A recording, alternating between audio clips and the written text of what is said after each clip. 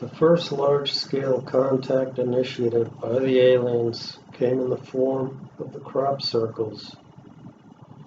Not only are they beautiful, I believe they contain clues to the physical structure of the universe.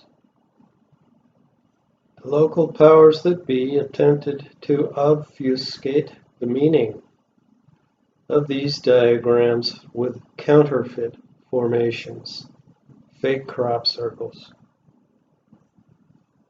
Now, Stephen Greer has been instructed by the aliens through contact protocol to teach people to summon an extraterrestrial appearance with electronic signals stored in their smartphones. It is possible for them to make contact. Now, it's interesting that recently on the Jimmy Fallon show, the beautiful singer Selena Gomez showed Jimmy an app on her smartphone that could summon a ghost.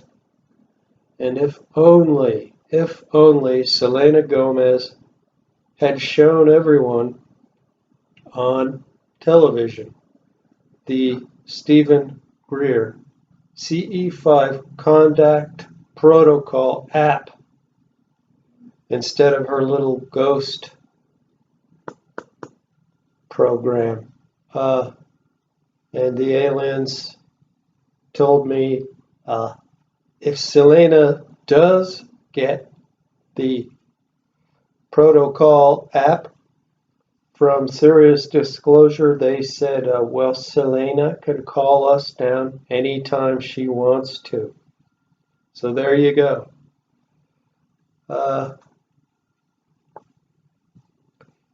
Now, I also believe certain ascended masters in the art of higher consciousness have had telepathic contact with ETs since ancient times. Some of these were Tibetan lamas, others were American Indians. I have been chosen as a contact representative, even though I lack the skills of higher consciousness. When Stephen Greer casually mentions that there are ancient structures on the moon, I get pretty excited. I wish NASA would stop lying to us, because they knew all this from the first moon landing. They saw ancient structures as well as recent ones built by extraterrestrials. And that's why they had to edit in all that phony footage to cover up the alien presence on the moon.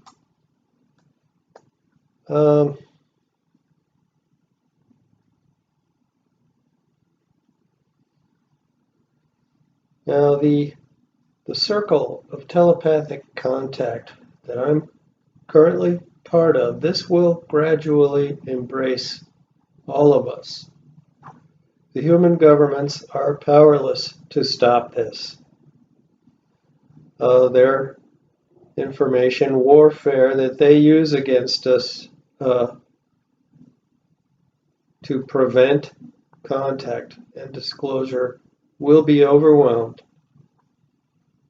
Now, in my own case, the corporate power structure attempted to obstruct my personal alien contact with a weaponized mind control technology.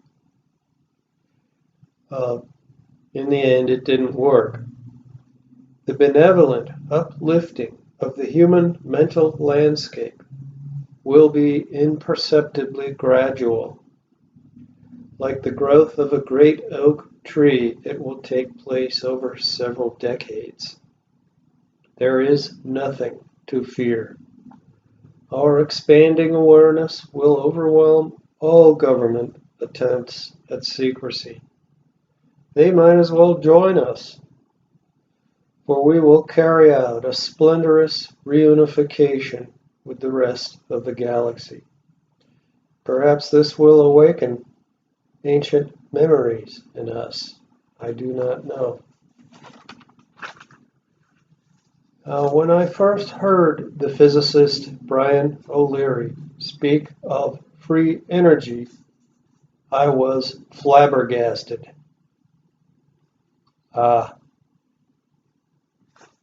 And here they are on the cover of Time magazine.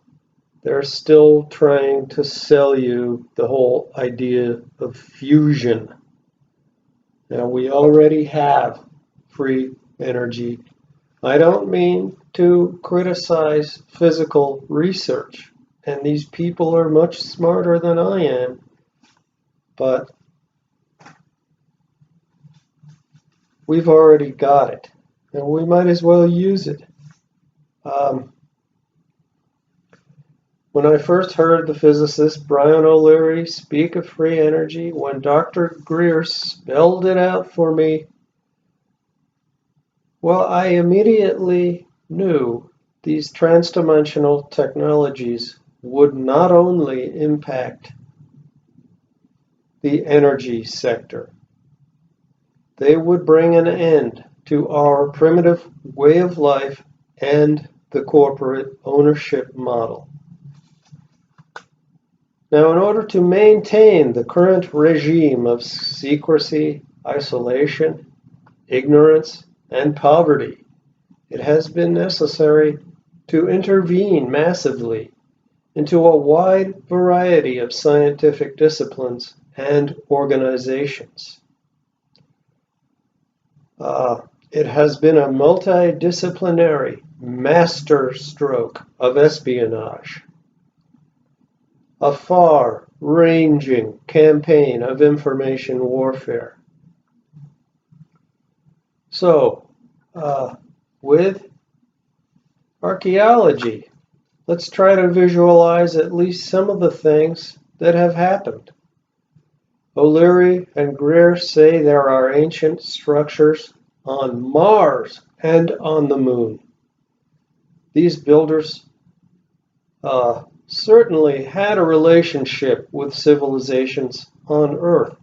Any record or demonstration of this would have to be dealt with by the intelligence agencies, obfuscated, destroyed, purchased, or maneuvered somehow.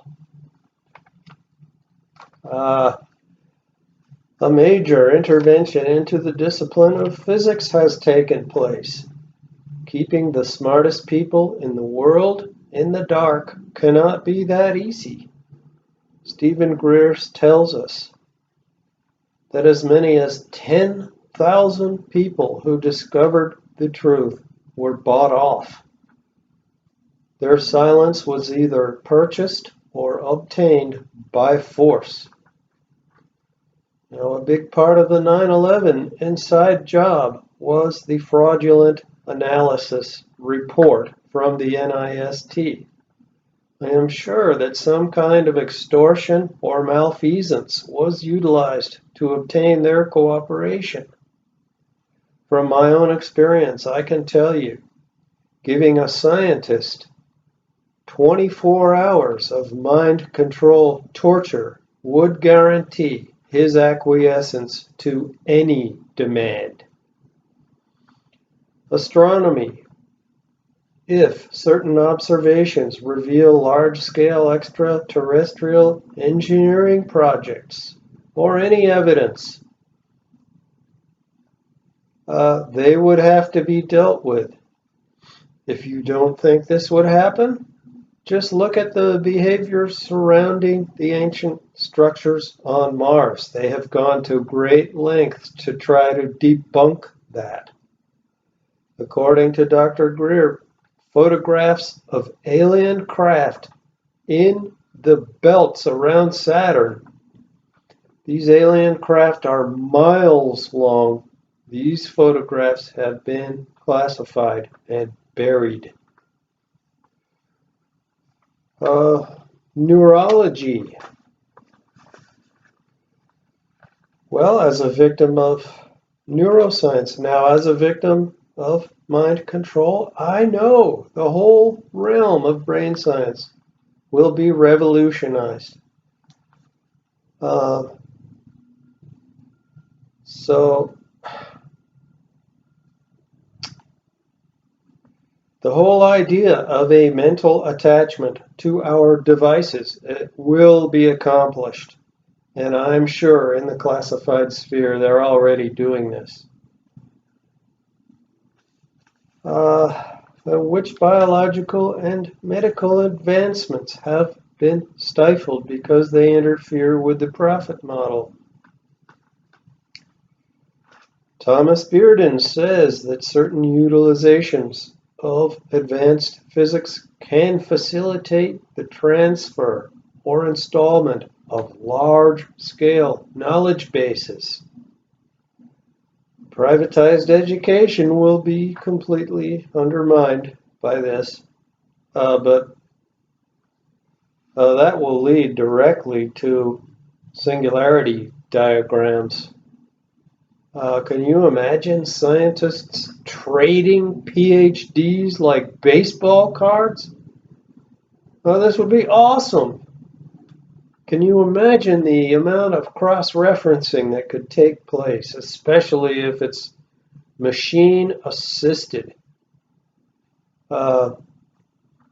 If we can merge with our devices, and this has been dreamed about in the singularity literature, and we have the technology to do this now. They're just holding us back because they want to cling to this profit regime. We now have a chance to move beyond the ownership model. We have the technology to do it.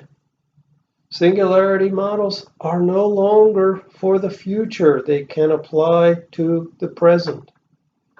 There is truly nothing to fight about. So I just want you to imagine two knights having at each other with swords. And they are dressed to the hilt, in full armor. They are standing knee-deep in treasure, which is spread across the land from horizon to horizon. Why would they do battle in a landscape of boundless treasure? This is our situation. We are awash in infinite abundances, yet we cling to outmoded structures of poverty, competition, and warfare. Let's embrace assistance from the extraterrestrials and move to a higher plane of existence.